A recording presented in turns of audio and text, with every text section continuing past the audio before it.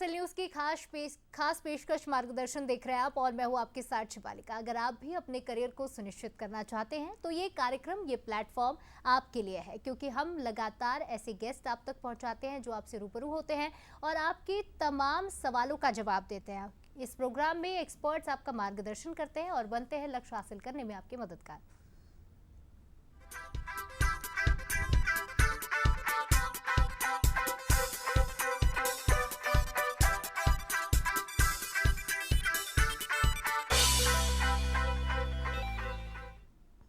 हमारे खास कार्यक्रम मार्गदर्शन में हम उन लोगों से आपको रूबरू कराते हैं जो शिक्षा के लिए बेहतर काम कर रहे हैं, छात्रों के मन में उठने वाले हर सवाल का जवाब देते हैं और साथ ही शिक्षा के स्तर को कैसे बेहतर बनाया जा सके इस पर काम कर रहे हैं। मार्गदर्शन की आज की इस खास पेशकश में हमारे साथ भोपाल से केपी साहू मौजूद हैं जो 6th सेंस क्लासेस के डायरेक्टर हैं और साथ ही हमारे साथ मौजूद है राधिका कनाडे जो 12वीं क्लास में पढ़ती हैं और पीसीएम की स्टूडेंट है। मार्गदर्शन में आप दोनों का ही बहुत बहुत स्वागत है। नमस्कार। तो चलिए आज की इस चर्चा की शुरुआत करते हैं। केपी साहू जी, सबसे पहले आपसे सवाल करना चाहूंगी कि 6th सेंस क्लासेस के आप डायरेक्टर हैं, बतौर टीचर भी लंबे समय से काम कर रहे हैं, तो आपके एक्सपीरियंस के बारे में बताइए, साथ ही साथ इंस्टीट्यूट के बारे में हमारे तमाम दर्शकों को जानकारी दीजिए कि कितने सालों से आपका इंस्टीट्यूट रन करवा रहे हैं, कौन से सब्जेक्ट पढ़ाए जाते हैं, किस तरह से पढ़ाई होती है। जी, मैं जब स्टूडेंट था तभी मुझे पढ़ाने का शौक़ था। मैं अपने से छोटे क्लासेस के बच्चों को पढ़ाता रहता था। जो मेरे जूनियर थे मुझसे मैथ्स समझते थे और मुझे मैथ्स पढ़ाने में बड़ा आनंद आता था, बहुत खुशी मिलती थी। तो दो छोटे छोटे डाउट क्लियर करने में मेरा इंटरेस्ट रहता था। इसी तरीके से कब ये मेरा करियर बन गया मुझे पता नहीं चला। जब मैं कॉलेज में आया तो पॉकेट मनी के लिए मैं जो है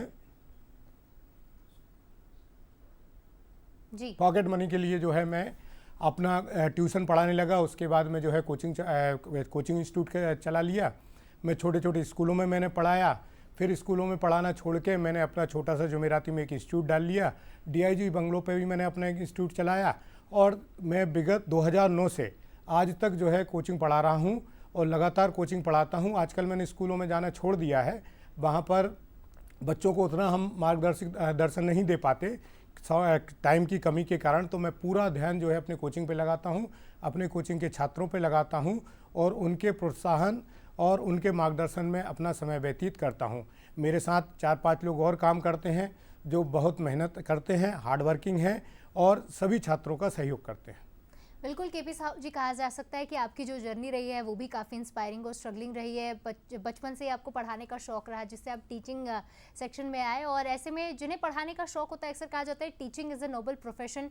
जब टीचर सिर्फ उसे प्रोफेशन की तरह नहीं देखता तभी जाकर वो एक अच्छा टीचर बन पाता है।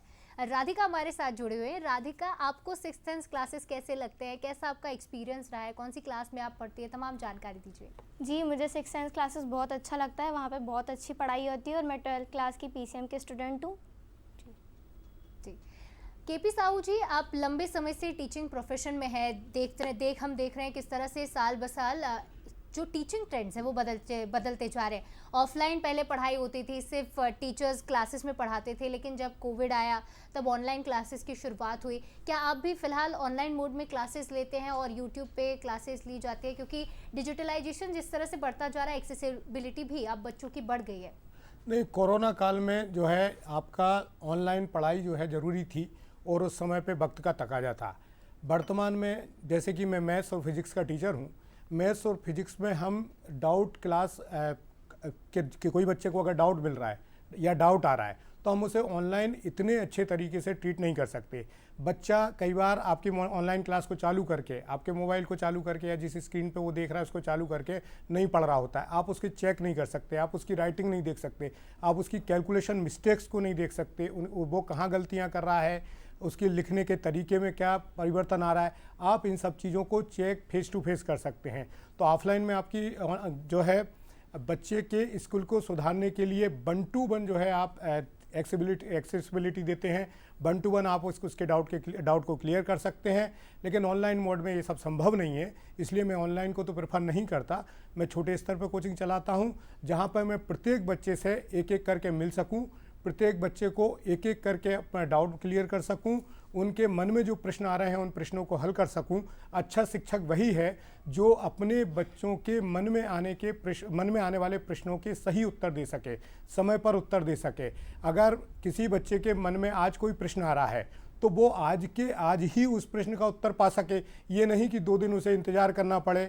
तो इस तरीके से मैं कोशिश करता हूं कि बच्चा तुरंत जो है सफलता को प्रदान करे, तुरंत अपने डाउट को क्लियर करे और तुरंत अपने जो है प्रश्नों के उत्तर पा सके। और ये 1 to 1 ही पॉसिबल है, ऑनलाइन में पॉसिबल नहीं है।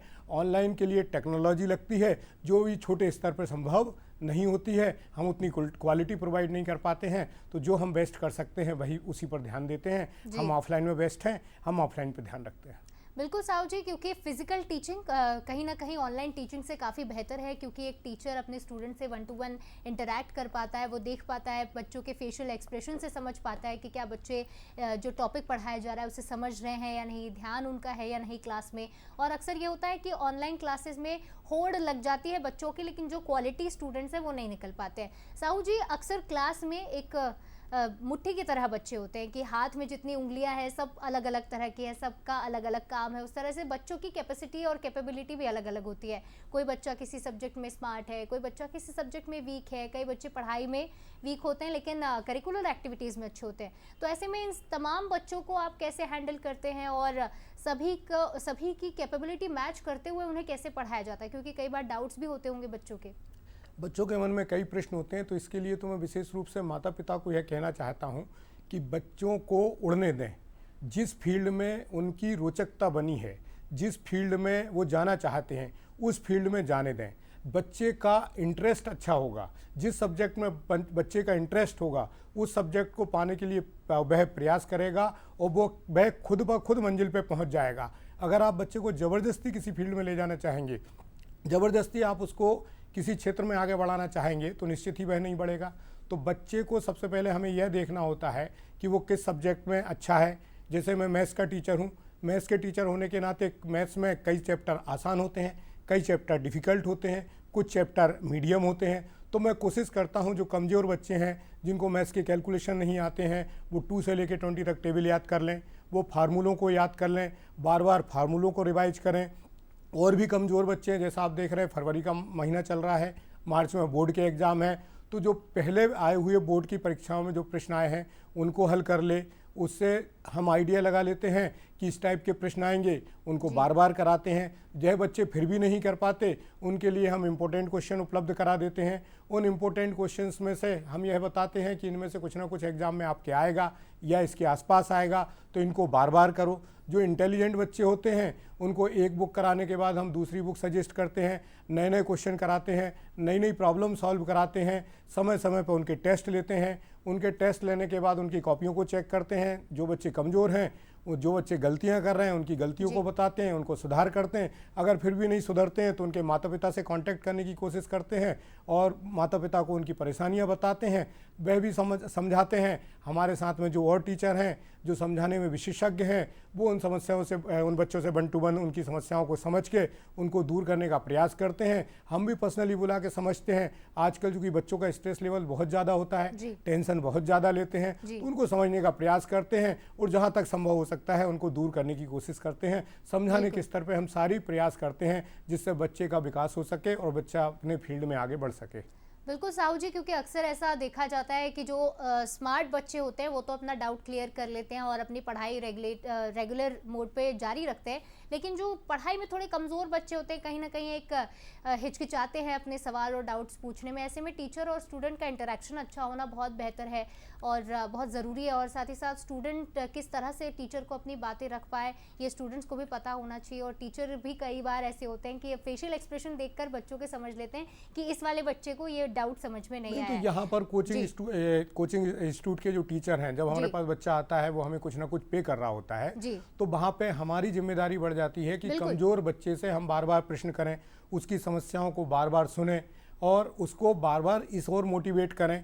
अच्छे बच्चों के साथ उसकी दोस्ती कराएं, अच्छे बच्चों को ये कहें कि इसको सपोर्ट करें। बच्चों को जब टेबल पे हम बिठाते हैं तो ये कोशिश करते हैं कि दो इंटेलिजेंट बच्चों के बीच में एक कमज़ोर बच्चा बैठ जाए, वह उनसे बात करे। कोई बच्चा वीक तो नहीं है, बात तो नहीं कर रहा है, कोई बच्चे उसको परेशान तो, जो अच्छे बच्चे उसको परेशान तो नहीं कर रहे हैं, बच्चा डिप्रेशन में तो नहीं आ रहा है, बच्चा दोस्तों में घुल मिल रहा है कि नहीं मिल रहा है, या उसकी संगत जो है किन बच्चों के साथ है। कुछ आज हम माहौल देखते हैं, आज के माहौल में बच्चों को सोशल मीडिया की बुरी लत लगी हुई है, धूम्रपान करने लगते हैं, कुछ बच्चे जो है सिगरेट पीने लगते हैं। ऐसे बच्चों को हम दंड देते हैं, या सबसे अच्छा तरीका हम अनुशासनहीनता के कारण ऐसे बच्चों को कोचिंग से निकाल देते हैं और दूसरे बच्चों से दूर कर देते हैं। कोशिश करते हैं कि अच्छे बच्चे ही हमारी संस्था में पढ़ें, जिससे कि सभी का विकास हो सके और सभी आगे बढ़ सकें। बिल्कुल साहू जी, ये कहा जाता है क्योंकि संगत का सबसे ज़्यादा असर किसी भी बच्चे पे पड़ता है, क्योंकि बच्चे कच्ची मिट्टी की तरह होते हैं और उन्हें ढालने का काम, एक सही शेप देने का काम टीचर्स का होता है। और ऐसे में जब उन्हें सही एनवायरनमेंट मिलता है तो वो बहुत ही अच्छा अपने करियर में आगे जाकर काम करते हैं। लेकिन अगर इसी टाइम पर उनको गलत संगत मिल जाए या सही एनवायरनमेंट ना मिले तो बहुत बुरा असर उनके ऊपर पड़ सकता है, उनका करियर भी ख़राब हो सकता है और उनके आचरण में गलत आदतें भी आ सकती है। राधिका, आप 6th 10th क्लासेस में पढ़ती है, आपसे मैं जानना चाहूँगी कि आपका फेवरेट सब्जेक्ट कौन सा है और कौन सी एक्टिविटीज़ आपके इंस्टीट्यूट में कराई जाती हैं जो आपको बेहद पसंद है? मेरा फेवरेट सब्जेक्ट एक्चुअली मैथ्स है, क्योंकि मेरे मैथ्स में 86 मार्क्स आए थे और 10th में मेरे 84% बने थे, तो इसलिए मैंने अपना PCM सब्जेक्ट लिया। और कोचिंग इंस्टीट्यूट में बहुत सारे प्रोग्राम्स होते हैं। अभी फ़िलहाल में इंडिपेंडेंस डे सेलिब्रेट किया था हमने, उसमें डांस हुआ और बहुत सारी एक्टिविटीज़ हुई, और उसके अलावा हमने टीचर्स डे भी सेलिब्रेट किया था। ये तो ऐसी और भी एक्टिविटीज़ होती रहती हैं, यही। जी राधिका, बिल्कुल बहुत ज़रूरी है, क्योंकि एक स्टूडेंट लाइफ में हमारे ऊपर बहुत पढ़ाई का प्रेशर होता है, स्कूल में पढ़ाई, इंस्टीट्यूट में पढ़ाई, एग्ज़ाम्स का टेंशन। तो ऐसे में ये सारी एक्टिविटीज़ बहुत ज़रूरी हो जाती है हमारे लिए, ताकि हम थोड़ा रिफ़्रेश फील करें और आगे आने वाले एग्ज़ाम्स को लेकर या आगे आने वाली जो हमारे दिन है उसे लेकर हम अच्छे से तैयारी कर पाएँ। क्योंकि जब तक हमारा दिमाग फ्री नहीं होगा, हम फ्री नहीं होंगे, तब तक हम बेहतर पढ़ाई नहीं कर पाएंगे और आगे नहीं बढ़ पाएंगे। साहू जी, जब हम बात करते हैं स्टूडेंट्स की स्ट्रेस की, तो बात आती है एग्ज़ाम्स की, क्योंकि सबसे ज़्यादा डर बच्चों को एग्ज़ाम से लगता है, चाहे वो स्मार्ट हो, चाहे वो पढ़ाई में थोड़े कमज़ोर बच्चे हो। तो एग्ज़ाम्स की प्रिपरेशन आप 6th 10th क्लासेस में कैसे करवाते हैं? कौन से खास नोट्स दिए जाते हैं या कैसे टिप्स और ट्रिक्स आप बताते हैं ताकि बच्चे एग्ज़ाम में अच्छा परफॉर्म कर पाए, क्योंकि स्टूडेंट्स के साथ साथ टीचर्स का भी एग्ज़ाम होता है? परीक्षा के समय पे मैं तो बच्चों को 3 चीज़ें बताता हूँ कि सबसे पहले आप उन सब्जेक्ट्स, उन टॉपिक में ध्यान दें जिन पे आपका इंटरेस्ट है, उन्हें बार बार आप रिवाइज करें। फिर आप इस बात का ध्यान दें कि अगर हमारे मान लो कि 10 चैप्टर हैं, 10 चैप्टर में आपके 4 चैप्टर बहुत अच्छे हैं, तो आप जो चैप्टर आपके नहीं हुए हैं, जो आपसे नहीं हो रहे हैं, उनको छोड़ के आप इस और ध्यान दें कि जो आसान चैप्टर हैं, जो आपने अच्छे से निपटा लिए हैं, उनको सही से करें, जिससे कि वो उन चैप्टर को सॉल्व करने में, कठिन टॉपिक को सॉल्व करने में आपकी हेल्प करें।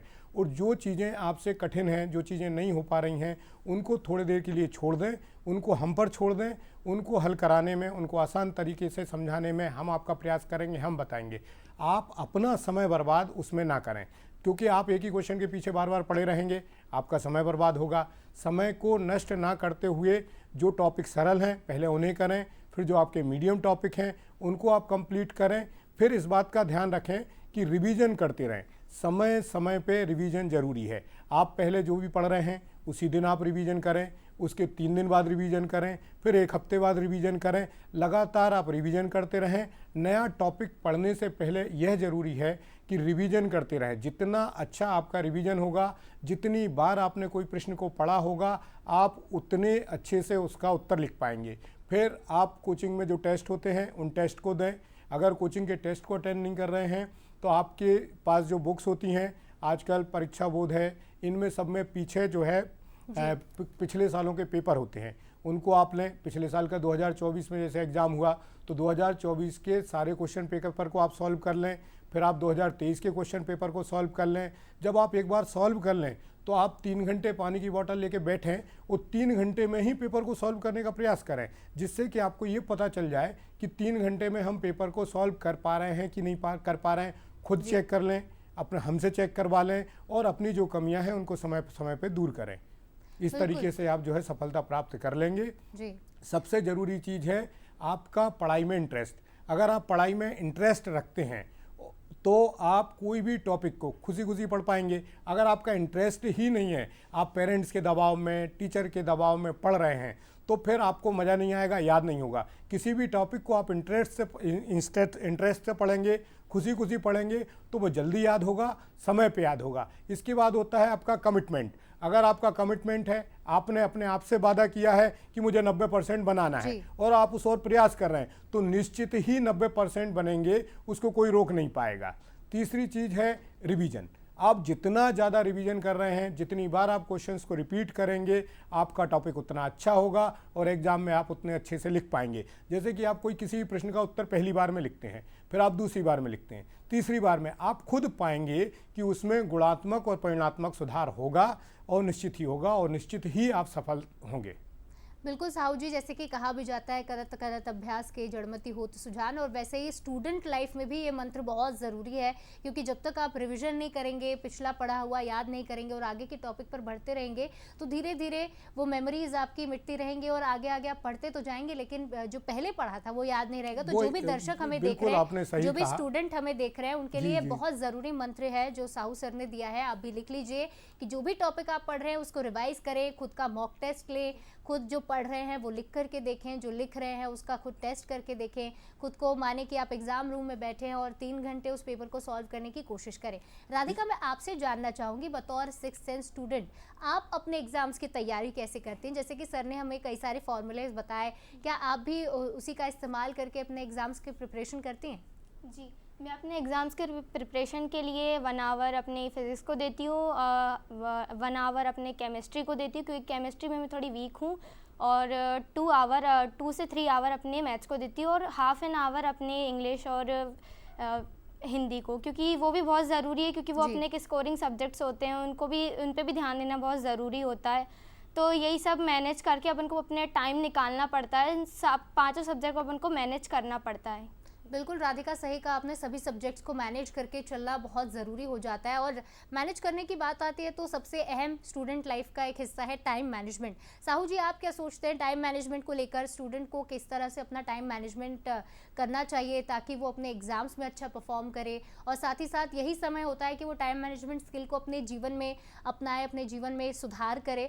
तो आप अपने बच्चों को कैसे सिखाते हैं टाइम मैनेजमेंट? मैं थोड़ा सा उल्टा चलता हूँ। टाइम मैनेजमेंट के साथ सबसे बड़ी समस्या यह है कि स्टूडेंट टाइम टेबल तो बना लेता है, लेकिन वह जब एक दिन टाइम टेबल को फॉलो नहीं करता तो फिर दूसरे दिन नहीं करता, और वो सोचता है हम कल से करेंगे, वो परसों से करेंगे। इस तरीके से वह 1 दिन, 2 दिन और 3 दिन जो है बर्बाद करता रहता है, और वो कल कभी आता नहीं है। इसलिए मैं बच्चों से कहता हूँ, आप तो 24 घंटे पढ़ें और इस बात के लिए निश्चित करें कि कितना समय हमें मोबाइल 30 मिनट से ज़्यादा नहीं चलाना है।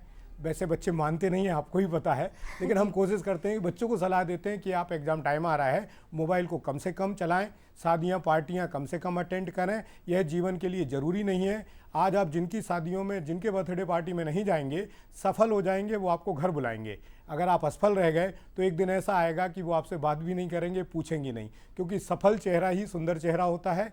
सफलता ही इस बात को निश्चित करती है कि आपके मित्र कितने होंगे, रिश्तेदार कितने होंगे, दोस्त कितने होंगे। आपने देखा होगा सफल लोगों के आसपास ही भीड़ होती है, असफल लोगों को छोड़ कर चले जाते हैं, वह जो है अकेले रह जाते हैं। इसलिए सफलता पर ध्यान रखें, अभ्यास करते रहें। सफलता सभी को मिलती है। कभी कभी हो सकता है हमें सफलता ना मिले, कभी कभी हो सकता है हम छोटी मोटी जो है हमें नुकसान हो जाएं, छोटे मोटे टेस्टों में हम फेल हो जाएं, लेकिन इसका कतई अर्थ ये नहीं है कि आप जीवन में सफल नहीं होंगे। भगवान राम का राज्याभिषेक हो रहा था अयोध्या में, और तत्काल प्रभाव से उन्हें वनवास जाना पड़ा, लेकिन 14 साल बाद भगवान राम अयोध्या के राजा बने, वह विजय बने। जो होना था हुआ, समय लगा, देर हुई, लेकिन निश्चित हुआ। इसलिए कभी भी अगर छोटी मोटी असफलताएं निकलें तो अपने भाग्य को दोष ना दें, मेहनत करते रहें, सफलता जरूर मिलेगी।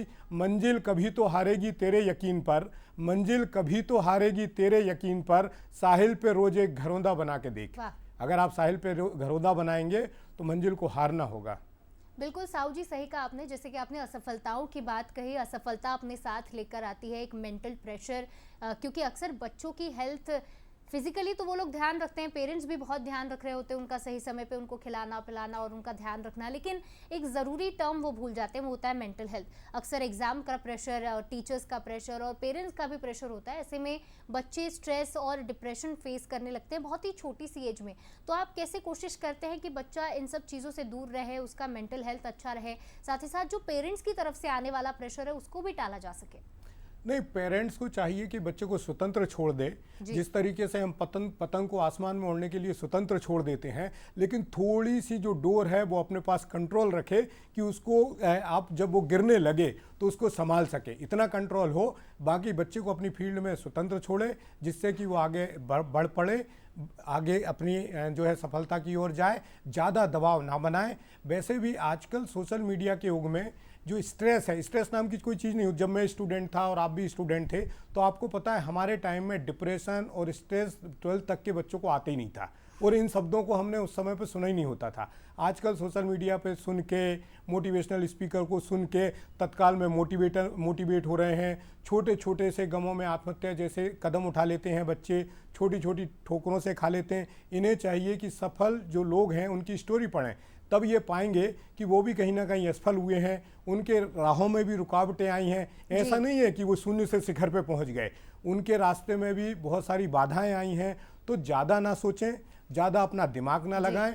टेंशन होना भी ज़रूरी है, लेकिन पॉजिटिव टेंशन होना चाहिए। अगर हमने सोचा कि 90% बने तो सोचने से 90% तो बन नहीं जाएंगे। इसके लिए आपको मेहनत करना पड़ेगा, कठिन परिश्रम करना पड़ेगा। अपने आप को आगे बढ़ाने के लिए, अपने विकास के लिए आपको अपनी कमियों को खुद ही दूर करना पड़ेगा। आपको खुद से सोचना पड़ेगा। आप अगर दिन भर सोचते भी रहे कि मेरे 90% बन जाए, 90% बन जाए, तो क्या 90% बन जाएंगे? सोचने से अगर कुछ मिलता तो सभी लोग सफल हो जाते। हर व्यक्ति जो चाहता है कि मैं करोड़पति हो जाऊं, लेकिन होता तो नहीं है ना। तो सोचने से कुछ नहीं होता। फालतू अपने दिमाग में कचरा ना भरें। जिस तरह से मोबाइल में आपकी मेमोरी फुल हो जाती है तो हमें फालतू की फ़ोटोओं को डिलीट करना होता है, इसी तरह हमें मोबाइल से भी कचरे को दूर निकालना होता है। हमारे दिमाग से फालतू की चीज़ों से दूर निकालना पड़ता है। ऐसे लोगों से दूर रहें जो हमें नेगेटिव विचार देते हैं, नेगेटिव थॉट्स देते हैं, हमें गलत राह पे ले जाते हैं। सबसे अच्छा तरीका यह है कि पॉजिटिव रहें। इस बात की चिंता जरूर करें कि हमारे माँ बाप हमारे ऊपर इन्वेस्ट कर रहे हैं, हम सफल हों और बड़े होकर उनकी सेवा कर सकें। बिल्कुल सही कहा साहू जी आपने, क्योंकि एक जो पतंग का एग्जाम्पल आपने दिया है वो बहुत ही ज़रूरी और बहुत ही खूबसूरत एग्जाम्पल है। जो भी दर्शक हमें देख रहे हैं वो एक बार फिर से याद कर ले कि अगर आप पेरेंट हैं और आपका बच्चा पढ़ाई कर रहा है तो आपको उसे एक पतंग की तरह संभालना है, डोर अपने हाथों में रखनी है, लेकिन उसे खुले आसमान में उड़ान भी भरने देना है। राधिका, मैं आपसे जानना चाहूँगी कि फिजिकल हेल्थ और मेंटल हेल्थ के बीच में आप कैसे कोऑर्डिनेट करती हैं, क्योंकि कई बार स्ट्रेस तो आपको भी होता होगा पढ़ाई का, एग्जाम्स का। मैं फिज़िकल और मेंटल मतलब जैसे अगर स्ट्रेस वगैरह हो रहा है तो थोड़ा अपन को बाहर घूम लेना चाहिए और एक्टिविटीज़ गेम्स वगैरह करना चाहिए, और थोड़ा हाफ एन आवर के लिए मोबाइल चला सकते हैं, लेकिन उससे ज़्यादा नहीं चलाना है अपन को। तो ऐसे पढ़ाई करना है अपन को ऐसे ही। बिल्कुल सही कहा आपने, क्योंकि जब हम बाहर निकलते हैं, थोड़ा खेल कूद एक्टिविटीज़, फिजिकल एक्टिविटीज़ में जब हम इन्वॉल्व होते हैं तो हमारा मेंटल स्ट्रेस ऐसे ही कम होने लगता है, क्योंकि गुड हार्मोन्स हमारे दिमाग में रिलीज़ होते हैं, जिसके चलते हमारा मूड भी अच्छा होता है और फिर जब हम पढ़ने बैठते हैं तो हम बेहतर तरीके से पढ़ पाते हैं। साहू जी, मैं आपसे जानना चाहूँगी कि शिक्षा के क्षेत्र में आप लंबे समय से कार्यरत हैं, तो आप बंसल ग्रुप को शिक्षा के क्षेत्र में कैसे देखते हैं? कैसा योगदान आप पाते हैं बंसल ग्रुप का? बंसल ग्रुप जो है भोपाल में बहुत अच्छा कार्य कर रहा है।